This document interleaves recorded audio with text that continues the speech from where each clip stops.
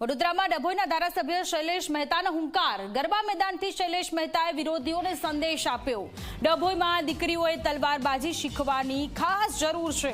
આપણે દરેક દેવી દેવતાના હાથમાં હથિયાર છે। શૈલેષ મહેતાએ કહ્યું છે કે હું બ્રાહ્મણ છું એટલે શાસ્ત્રની વિદ્યા રાખું છું। જે શાસ્ત્રથી માને તેને શાસ્ત્રથી મનાવવા, જે શાસ્ત્રથી ન માને તેને શસ્ત્રથી મનાવવા।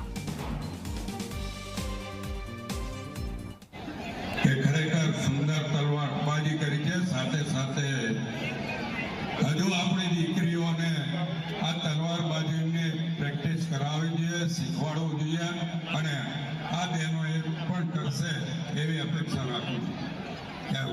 ડભોઈ નગર અને તાલુકામાં આ શીખવાડવાની તાતી જરૂરિયાત છે। ખાલી ગરબા રમતા જ નહીં પણ આપણા તો દરેક દેવી દેવતાના હાથમાં હથિયાર હોય છે। અને હું તો બ્રાહ્મણ છું, પરશુરામનો વંશજ છું। શાસ્ત્ર અને શસ્ત્ર બંનેની વિદ્યા આવડવી જોઈએ।